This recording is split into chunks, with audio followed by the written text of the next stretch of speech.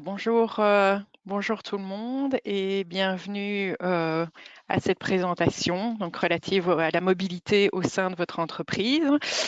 Donc je suis Joëlle Boutefeu et je suis Senior HR Consultant auprès de Securex et je suis ici donc au cours de la prochaine heure avec Amaury Gérard, CEO de Umbrella, pour pour faire le point sur les réformes à venir, parcourir les nouvelles solutions en mobilité. Alors tout d'abord, quelques aspects pratiques. Donc, vous pouvez poser vos questions via la console ou via l'icône du chat.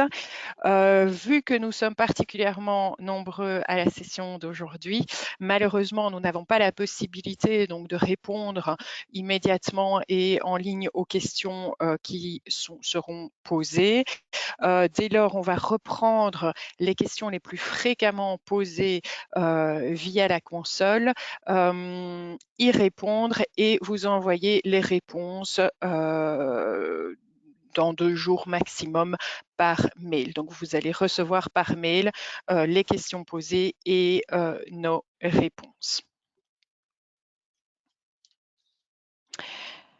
Alors, donc, on va commencer la présentation d'aujourd'hui par ce qui se passe à l'heure actuelle en matière de mobilité et quels sont les défis que l'on rencontre, que vous rencontrez en tant qu'employeur. On va essayer de vous proposer des solutions et enfin, on va voir comment vous accompagner et on va notamment parler de la digitalisation.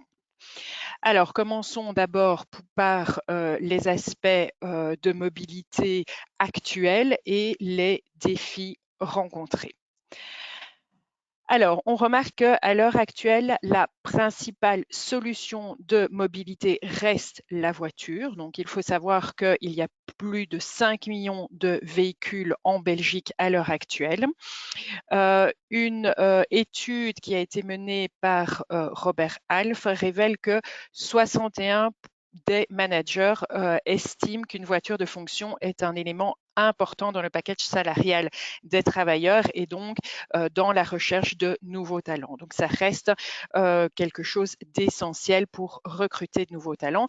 Et on remarque également que c'est la même chose chez les employés. Les employés eux-mêmes, 70% des employés eux-mêmes estiment que quand ils recherchent un emploi, l'aspect voiture de société reste malgré tout important lorsqu'ils reçoivent une proposition de package salarial.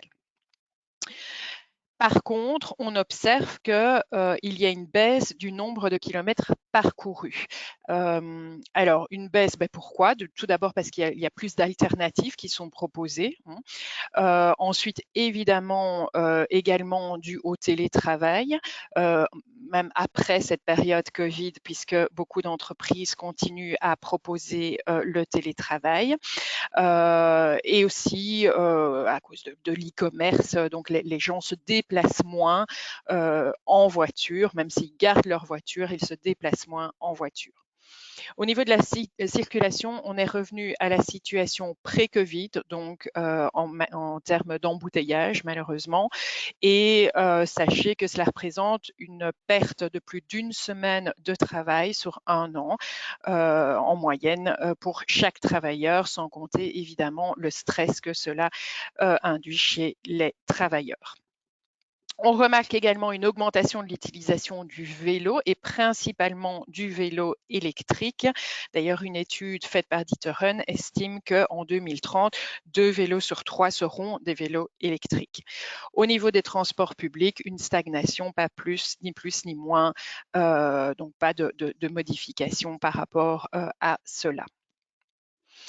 Alors, un petit rappel également. Donc, il faut savoir que toutes les entreprises du secteur privé ou public qui ont en moyenne plus de 100 travailleurs, vous le savez sans doute, doivent établir une enquête de mobilité. Alors, l'enquête de mobilité comprend 5 grandes parties. Tout d'abord, l'identification de l'unité d'établissement et la répartition globale des travailleurs, l'organisation du temps de travail, donc c'est-à-dire qui est en horaire fixe, horaire flottant, etc., mais également en matière de télétravail.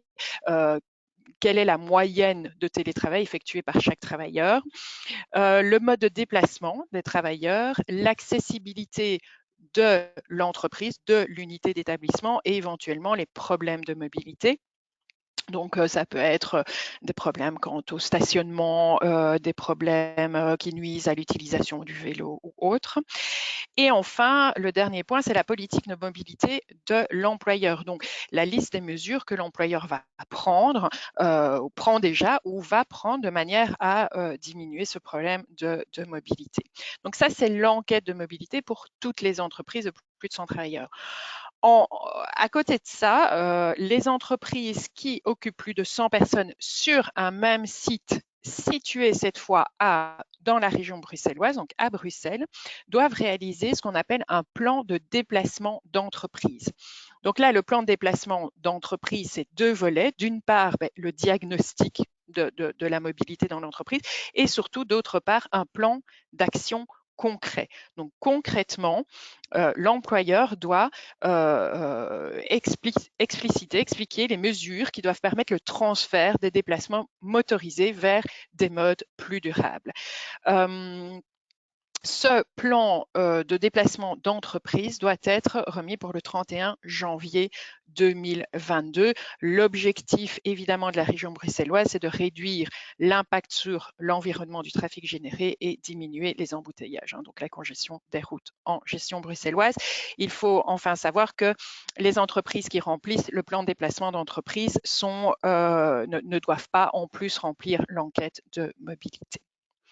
Donc, petit rappel pour fin janvier 2022, importance de réaliser ce plan de déplacement d'entreprise si vous avez plus de 100 travailleurs situés sur une unité d'établissement dans la région bruxelloise. Alors, quels sont les principaux défis que vous rencontrez en tant qu'employeur, défis liés donc à la mobilité? Premièrement, c'est le coût. Évidemment, l'augmentation des coûts de la voiture de société, on y reviendra tout à l'heure.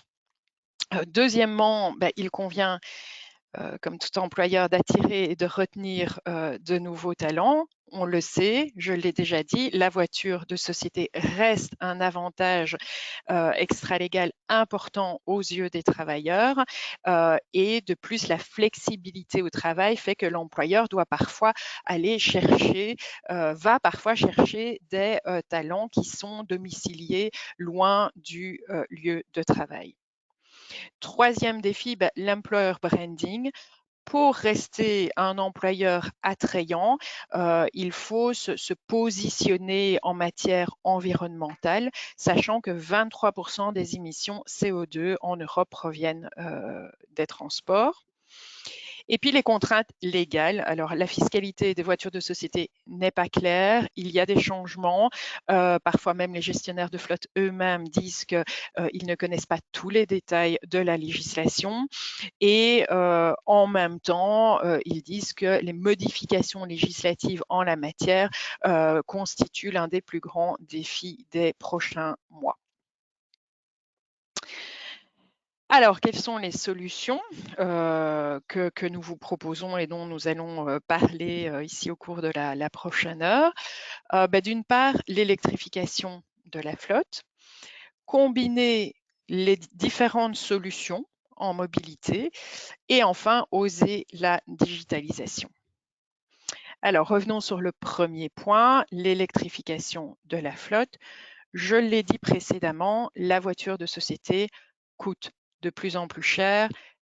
Ça ne va faire que, ce phénomène ne va faire que s'amplifier.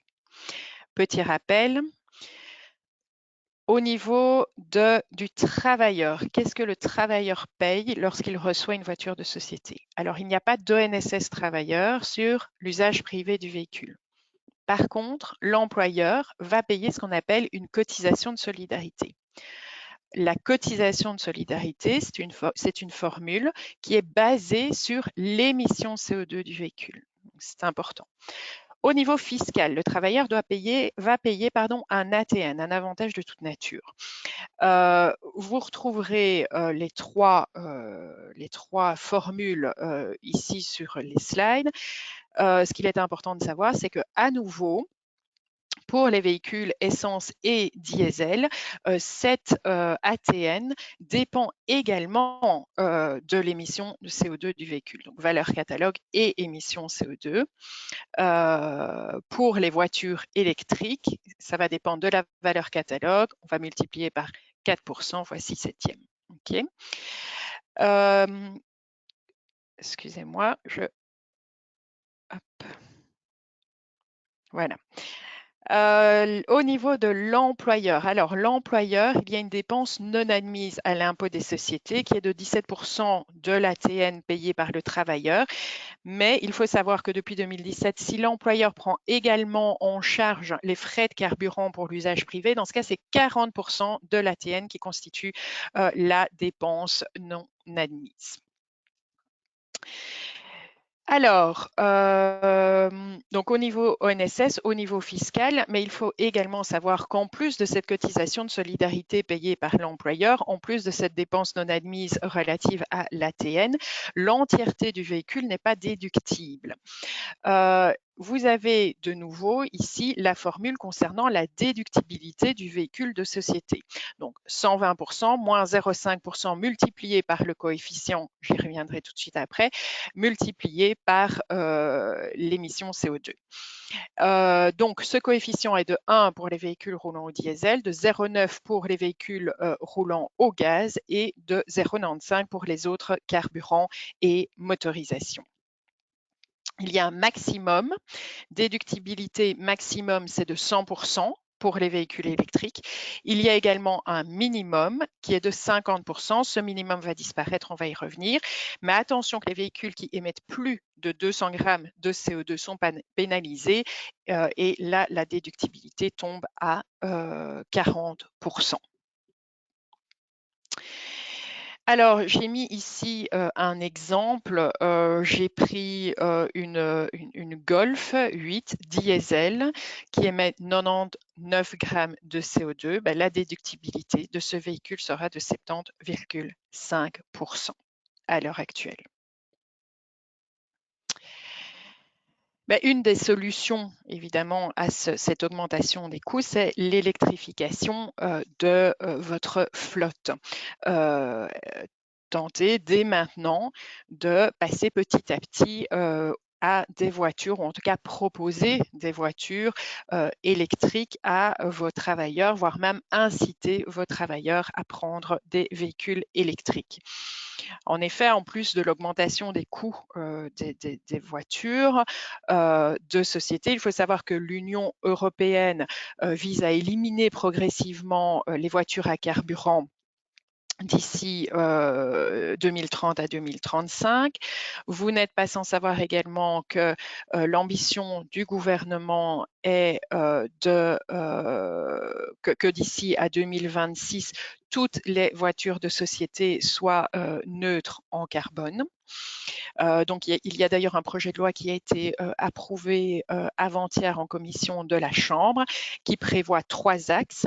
D'une part, la déductibilité fiscale totale qui sera uniquement prévue pour les véhicules électriques. Il y aura aussi des incitants fiscaux pour le placement de bornes de recharge et ensuite une simplification du budget mobilité, mais qui est reprise dans un autre projet de loi.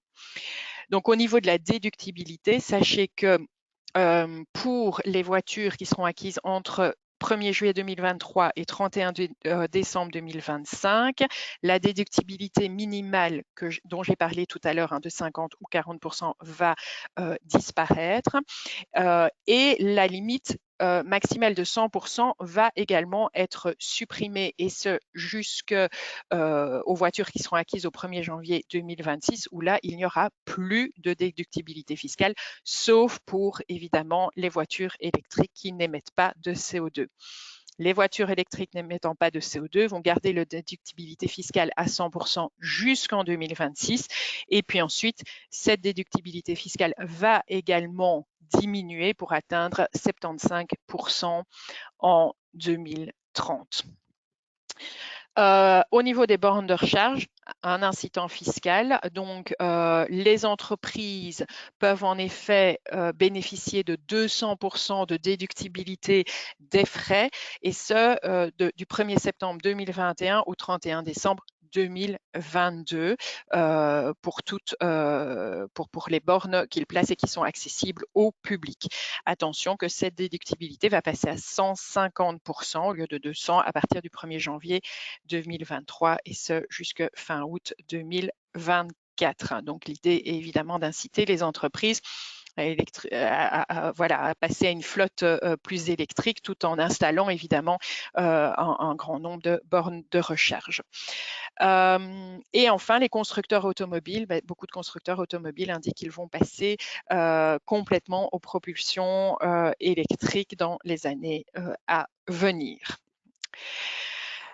Donc, importance d'y penser dès maintenant, de ne pas attendre 2026, de déjà envisager des solutions.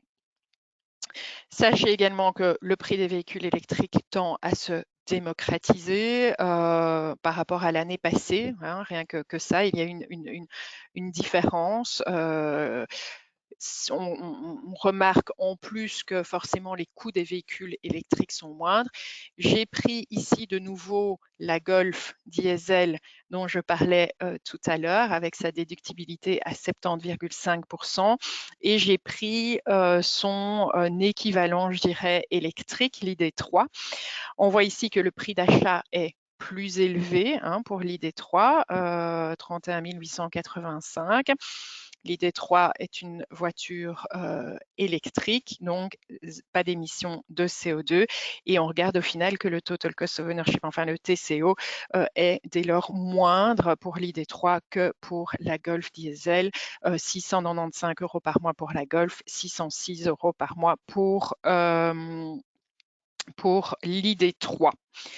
Petite parenthèse également, sachez que les émissions CO2 sont toujours, on peut toujours prendre la norme calculée NEDC, mais petit à petit, il faut savoir qu'on va passer à la nouvelle norme WLTP, ce qui va aussi engendrer une augmentation donc de l'ATN et de la cotisation de solidarité. Deuxième chose, il convient de combiner les solutions de mobilité pour plus de flexibilité, pour l'employer branding dont j'ai déjà parlé tout à l'heure, et pour les coûts. Alors, on va revenir sur ces trois aspects. Tout d'abord, flexibilité. Il ne faut plus, enfin, on va passer petit à petit de la voiture de société aux solutions en mobilité. En tant qu'employeur, en tant que fleet manager, vous allez petit à petit proposer non pas tel type de voiture, mais plutôt des solutions en mobilité aux travailleurs.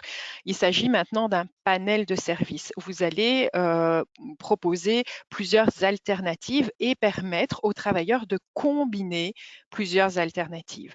Donc, je donne un exemple. Par exemple, le travailleur va pouvoir prendre une voiture électrique plus petite que la voiture à laquelle il avait droit, avec éventuellement un abonnement de transport en commun, un vélo d'entreprise, et puis la possibilité d'opter pour un véhicule plus grand pour les vacances. C'est évidemment un exemple, il y en a une multitude d'autres, mais en tout cas, c'est cette flexibilité qui va apporter une plus-value évidemment aux travailleurs, et qui va permettre aux travailleurs de passer finalement, d'abandonner peut-être petit à petit leur voiture de société. Évidemment, quand on parle de flexibilité et quand on parle de solutions en mobilité, il convient de parler du budget mobilité. Alors, qu'est-ce que le budget mobilité? Donc, le budget mobilité va permettre au travailleur qui a une voiture de société de par sa fonction de transformer cette voiture de société en un budget, budget mobilité, et avec ce budget, d'opter pour des solutions comprises dans 3 piliers. Alors, sachant que le pilier 1, c'est une voiture plus respectueuse de l'environnement, donc 95 grammes de CO2 maximum. Attention, si la voiture qu'il avait auparavant était plus respectueuse de l'environnement que 95 grammes de CO2, il doit prendre une voiture émettant encore moins de CO2 par kilomètre. Donc, pilier 1, voiture de société plus respectueuse de l'environnement. Pilier 2, il peut opter pour des modes de transport alternatifs et durables. Donc, là, vraiment, on parle de tout ce qui est voiture partagée, vélo, train, métro, que ça soit abonnement ou ticket, etc. Mais on parle aussi des loyers et intérêts hypothécaires. Je m'explique. Lorsque le travailleur habite dans un rayon de moins de 5 km de son lieu de travail, il peut également, avec son budget, utiliser son budget mobilité pour rembourser ses loyers ou ses intérêts hypothécaires. Et enfin, le troisième pilier, ben ça c'est du cash, le solde, ce qui n'a pas été utilisé dans le pilier 1 ou 2, ben, sera payé une fois par an avec une cotisation spéciale de 38,07%. Donc, pas de précompte professionnel sur ce solde, pas de NSS travailleur-employeur, mais cette cotisation spéciale de 38,07%. Une dernière remarque par rapport au budget mobilité, il n'y a pas de méthode de calcul, il n'y a pas de formule toute faite pour le calcul du budget mobilité. Il faut tenir compte du TCO, de nouveau, du Total Cost of Ownership, c'est-à-dire non seulement le prix du leasing, les frais de carburant, les assurances, la cotisation de solidarité, etc., etc. Mais n'hésitez pas à nous contacter pour calculer celui-ci, sachant que vous devez établir la manière dont vous l'avez calculé dans votre policy qui met en place le budget mobilité. Et évidemment, vous devez appliquer le même calcul pour tous les travailleurs. Alors, autre possibilité de flexibilisation, de manière générale, si vous mettez en place une politique de mobilité, vous pouvez toujours mettre à disposition du travailleur une série d'options. Par exemple, lui dire, voilà, tu choisis une voiture pour un montant inférieur à ce qui est prévu pour ta catégorie de fonction. Et avec cette différence, tu peux, par exemple, prendre un vélo ou une solution de voiture partagée, etc. Et il est possible d'ailleurs d'intégrer cela dans un plan cafétéria. Comment implémenter ce plan de mobilité ou le plan de mobilité, quel qu'il soit, même que ça soit un budget de mobilité ou un autre plan de mobilité, tout d'abord, il convient de savoir quel est le problème dans l'entreprise, quel est l'objectif suivi par l'entreprise, et ensuite de détecter les besoins des travailleurs. C'est essentiel avant d'implémenter évidemment des solutions en mobilité.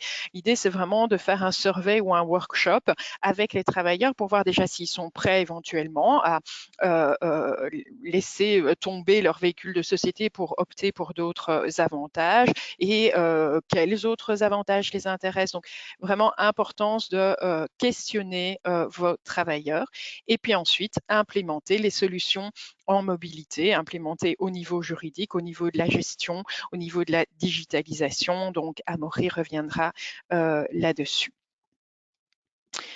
La digitalisation, justement, pourquoi? Donc, vous l'avez bien compris, comme je disais, quand on passe maintenant d'une voiture de fonction à un panel de solutions, ce panel de solutions entraîne plus de gestion, que ça soit pour vous en tant qu'employeur, mais également pour le travailleur. Et donc, cette digitalisation va vous aider, vous en tant qu'employeur, pour gérer finalement ce panel de solutions, mais va également permettre aux travailleurs, comme vous allez le voir, de pouvoir pouvoir choisir plus simplement les solutions de mobilité qu'ils souhaitent choisir.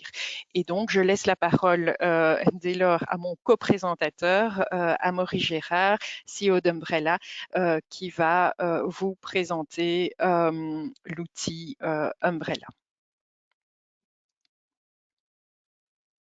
Voilà, bonjour à tous. J'espère que vous m'entendez bien. Je vais essayer de partager mon écran. Voilà, magnifique. Ça marche du premier coup.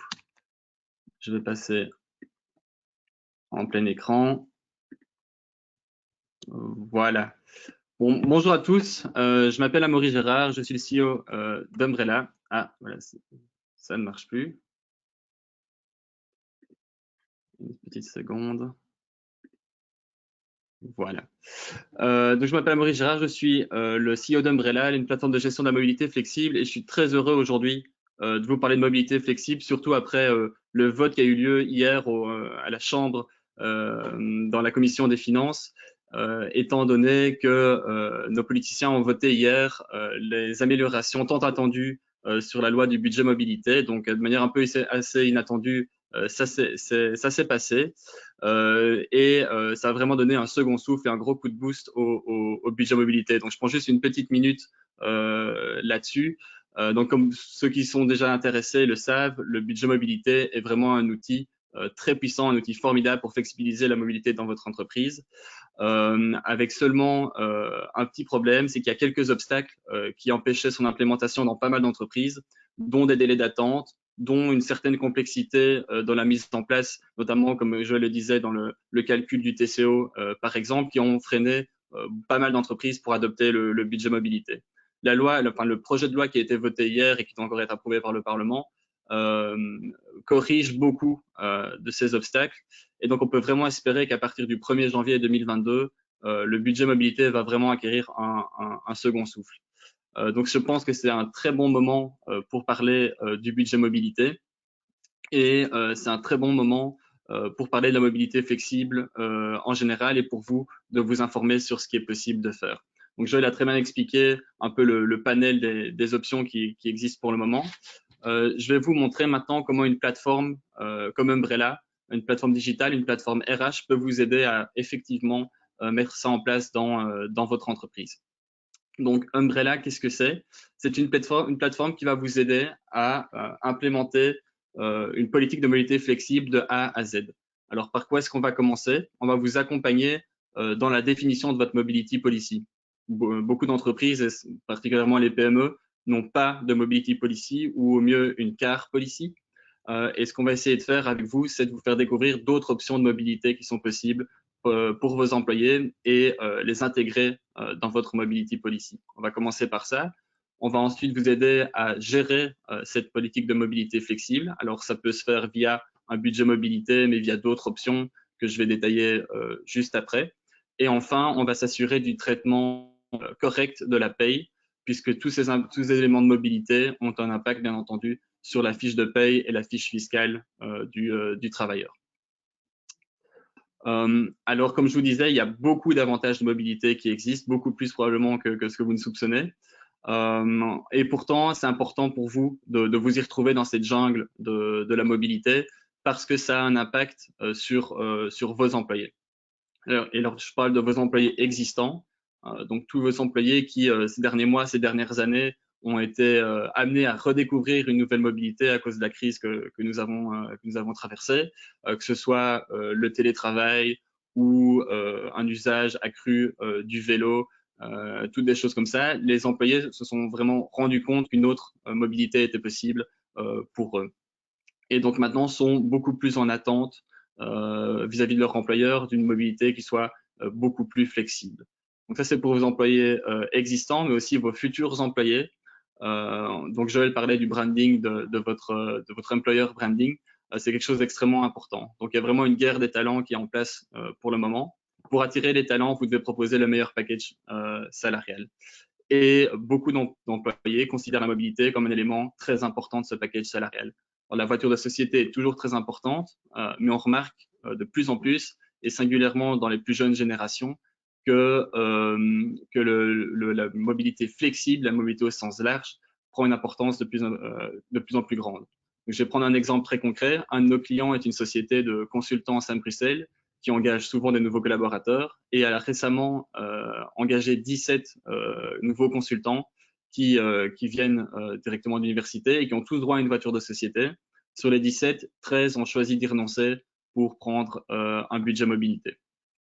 Donc, c'est vraiment une tendance qui existe et qui est de plus en plus forte d'aller vers plus de flexibilité dans les options de mobilité offertes aux employés. Donc, j'ai beaucoup parlé jusque maintenant du budget mobilité, hein, qui est vraiment l'avantage ultime en termes de mobilité flexible. Mais il y a d'autres étapes qui peuvent être franchies avant d'arriver au budget mobilité. Ça peut être tout simplement mettre plus facilement à vos travailleurs des abonnements de transport en commun. Ça peut être mettre à disposition de vos employeurs une indemnité kilométrique pour ceux qui viennent en vélo, ceux qui viennent à pied ou ceux qui viennent avec leur véhicule propre, ou encore faciliter le leasing vélo dans votre entreprise puisqu'il est fiscalement très avantageux pour vos employés. Voici quelques exemples d'avantages de mobilité qu'on va faciliter, dont on va faciliter l'implémentation grâce à Umbrella. Alors, j'avais vu qu'il y avait une question dans le chat tout à l'heure sur le budget mobilité et le pilier 2 et les dépenses qui couvrent les frais de loyer. Comment m'assurer que mon employé consacre bien son budget à cela? Donc, il faut savoir que la loi prévoit que l'employeur met à disposition un compte mobilité, un compte budget mobilité à son employé et l'employé va mettre dans ce compte mobilité les dépenses qu'il effectue dans le cadre de son budget mobilité. C'est quelque chose qui est complètement couvert sur la plateforme Umbrella. Donc, vous pouvez vous connecter à la plateforme en tant qu'employé. Vous avez les informations sur votre budget mobilité et vous pouvez y décompter les frais de votre loyer, par exemple, et ces frais devront être approuvés par son manager, par son responsable RH, afin d'être remboursés sur la prochaine fiche de paye. Donc, la prochaine fiche de paye, ça m'amène à la dernière étape du chemin de la mobilité flexible.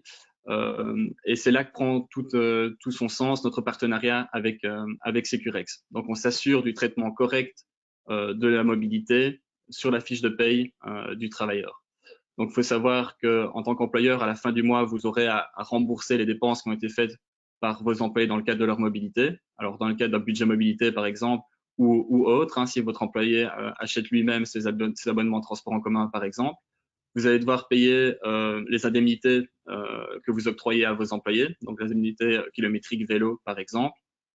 Et enfin, vous devez également rapporter toutes les données qui sont liées à la mobilité à votre secrétariat social pour qu'elles figurent sur la fiche fiscale en fin d'année. Tout ce travail va être complètement automatisé sur la plateforme, de sorte qu'en fin de mois, votre travail en tant que gestionnaire de société, en tant que gestionnaire RH, va être grandement facilité et complètement automatisé. Alors, comment est-ce que ça se passe concrètement? Donc, je vais insister un peu là-dessus, mais en tant que client Securex, vous pouvez vous créer gratuitement un compte Umbrella pour commencer à découvrir un peu la mobilité flexible. Donc, n'hésitez pas à en abuser. On mettra dans le chat ou on mettra en fin de présentation et vous le recevrez par email le lien sur lequel vous pouvez cliquer pour créer votre compte. Donc, c'est 100% gratuit. N'ayez pas peur, vous pouvez y aller. Et lorsque vous le ferez, vous serez accompagné à travers les différentes étapes que vous voyez maintenant sur mon écran. Et au lieu de les passer une par une de manière assez théorique, je vous propose de vous faire une petite démo de ce à quoi vous serez confronté sur Umbrella. Comme ça, vous aurez déjà un aperçu des fonctionnalités de la plateforme.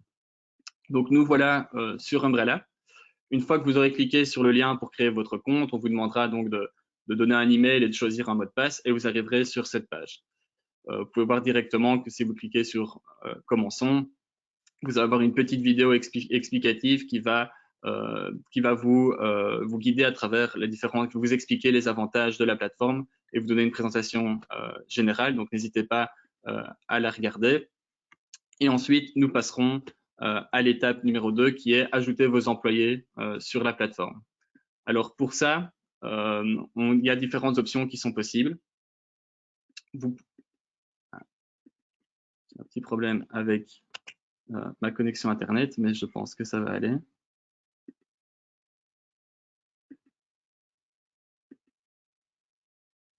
Voilà, je pense que ça va mieux. Ah, c'est reparti. Si vous me donnez juste une seconde. Voilà, on est de retour. Vous arrivez sur la page des employés. Et voilà, mon collègue Quinton qui vous explique les différentes étapes pour ajouter vos employés. Je vais vous les présenter brièvement. Vous avez le choix soit entre importer un fichier CSV si vous avez déjà une base de données d'employés qui est prête à être utilisée pour importer sur la plateforme, ou ce qui est très intéressant pour vous en tant que client Securex, c'est que vous pouvez directement synchroniser la plateforme Umbrella avec Officient. Donc, grâce à cette synchronisation, toute la liste d'employés qui figure sur Efficient va être synchronisée ici sur Umbrella. Et en fin de mois, l'export de vos données de mobilité va se faire automatiquement vers Efficient et donc automatiquement vers Securex. Ici, pour l'exemple, je vais créer manuellement un employé où je vais mettre les données de ma collègue Audrey. Voilà. Je mets un peu des données test. Et le système va me proposer de lui assigner un budget. Donc, comme vous voyez, c'est le premier avantage de mobilité que vous pouvez proposer à vos employés. C'est de leur donner un budget mobilité légal, donc c'est le budget mobilité fédéral dont on a parlé beaucoup jusqu'à maintenant. Un budget mobilité dans le cadre d'un plan cafétéria, si c'est quelque chose que vous proposez, ou un budget mobilité professionnel, c'est-à-dire des dépenses de mobilité qui ne peuvent être effectuées que dans un cadre professionnel, par exemple des dépenses de parking ou une voiture de fonction qui est à usage uniquement professionnel. Donc ici, pour l'exemple, je ne vais pas lui assigner de budget. Et voilà, aussi simple que ça, mon premier employé a été ajouté sur la plateforme. Encore une fois, si vous synchronisez avec Officient, toute cette étape est automatisée. Prochaine étape, on rentre vraiment dans le centre névralgique d'Umbrella, c'est la définition de votre politique de mobilité. On va définir maintenant votre mobility policy. Encore une fois, vous avez toute l'aide nécessaire sur la plateforme pour vous guider. Il inclut quelques vidéos qui vous présentent la plateforme et les fonctionnalités. Et vous retrouvez donc ici toute une série d'avantages de mobilité que vous pouvez ajouter dans votre mobility mix. Donc, ça peut concerner les indemnités kilométriques, indemnités vélo, l'indemnité piéton, l'indemnité voiture pour ceux qui viennent au travail avec leur voiture propre, indemnité covoiturage et l'indemnité de télétravail qui est également une forme de mobilité, bien entendu. Je vais vous montrer un exemple avec l'indemnité vélo. Donc, pour chaque type d'avantage, on vous donne une explication très, très fournie sur quel est le contexte de cet avantage et si vous désirez l'activer comme avantage dans votre société. Donc voilà, ici, je décide d'activer l'indemnité vélo. On me propose un montant qui ici correspond au montant maximal de la commission paritaire 200, qui est de 24 cents par kilomètre. Et je choisis les employés qui auront accès à cet avantage. Je ne suis pas obligé de les choisir maintenant, mais je peux le faire si je suis déjà prêt, si j'ai déjà une bonne idée de ce que je veux faire. Donc voilà, c'est ce que je vais faire ici. Voilà, mon indemnité vélo passe en actif. Ça veut dire que c'est un avantage qui fait partie de ma mobility policy. Il y a d'autres types, bien entendu, les abonnements de transport en commun. Là, on est intégré avec les 4 sociétés de transport public en Belgique et nous sommes intégrés avec le système du tiers payant.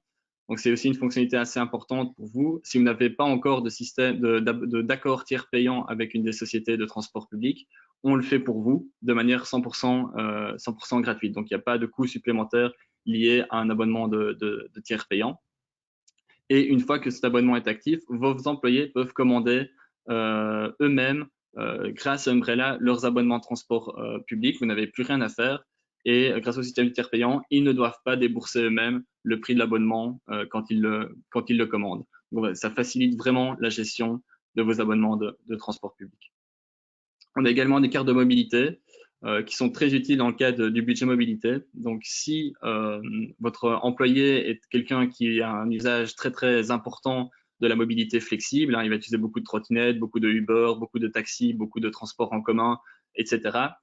Il aura peut-être envie d'avoir une application ou une carte de paiement qui va lui permettre d'acheter de manière centralisée tous ces moyens de déplacement et que la facture soit directement payée par son employeur et pas directement par lui. Parce que alors là, ça voudrait dire qu'il doit rentrer dans Umbrella ses dépenses et attendre la fin du mois pour se faire rembourser. Donc, c'est quelque chose qui est très utile pour les gros consommateurs de mobilité.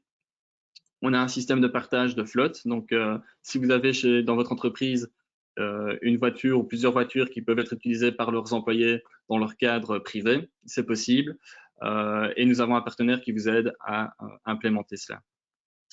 Très prochainement, nous allons lancer le leasing vélo sur la plateforme. Donc, ça, c'est quelque chose d'extrêmement populaire également et très intéressant et pour l'employeur et pour l'employé, de consacrer une partie de son salaire brut à l'achat d'un vélo avec les avantages fiscaux qui vont avec.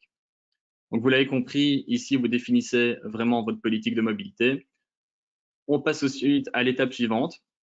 Comme d'habitude, une petite vidéo de présentation. Et ici, en fait, je m'adresse à ceux qui n'ont pas encore de mobility policy ou alors qui ont une car policy qui n'est pas encore adaptée à de la mobilité flexible. Vous aurez peut-être, même probablement besoin d'un modèle de document qui va vous permettre de faire signer par vos employés leur accord par rapport à votre politique de mobilité. Donc ici, nous travaillons bien entendu avec Securex, qui va fournir les modèles de documents. Vous pouvez les commander directement à partir de la plateforme.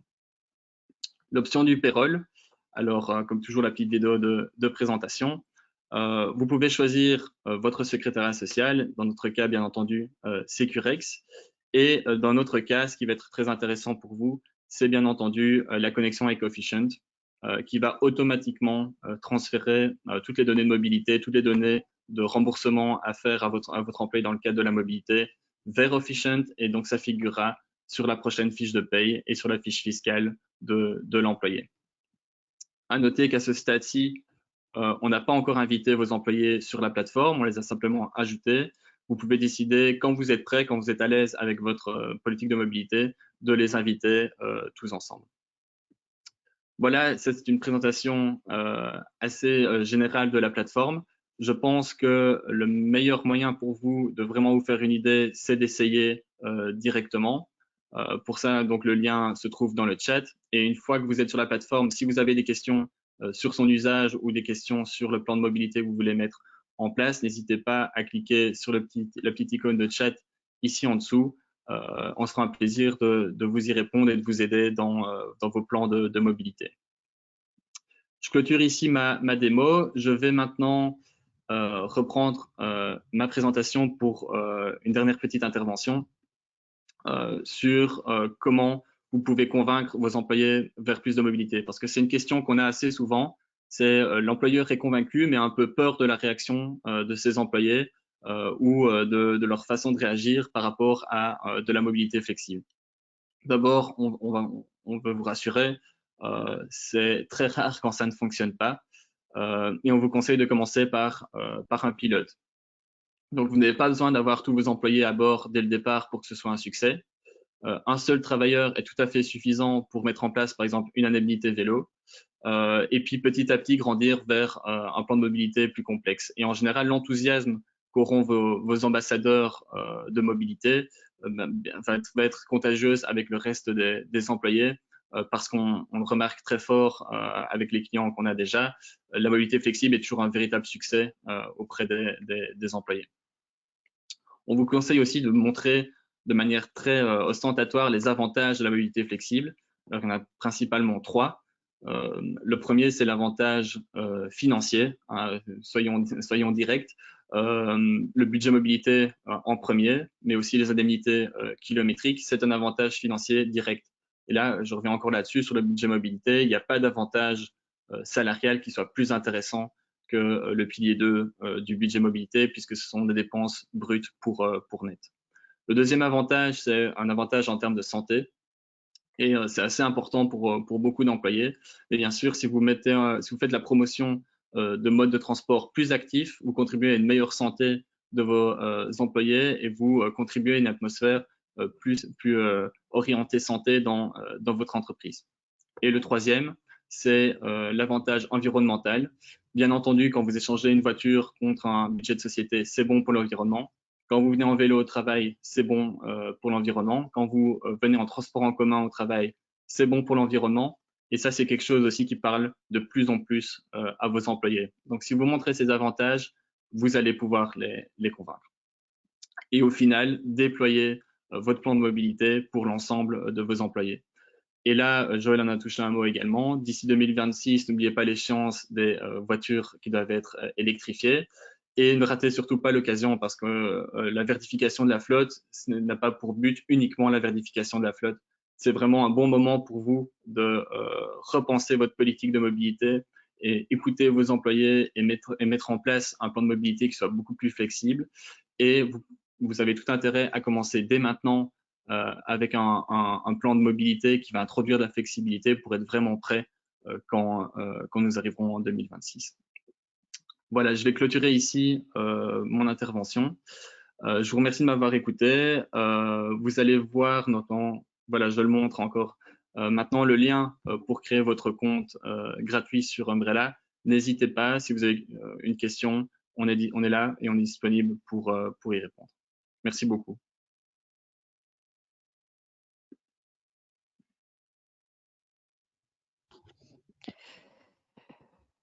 Voilà, merci beaucoup pour votre attention. Merci d'être venus si nombreux à cette présentation. Donc, pour rappel, n'hésitez pas à aller sur le site www.securex.be/mobilité pour avoir plus d'informations ou umbrella.eu, dont l'outil dont Amaury vient de parler à l'instant. Je vous remercie encore et vous souhaite une bonne après-midi. Au revoir.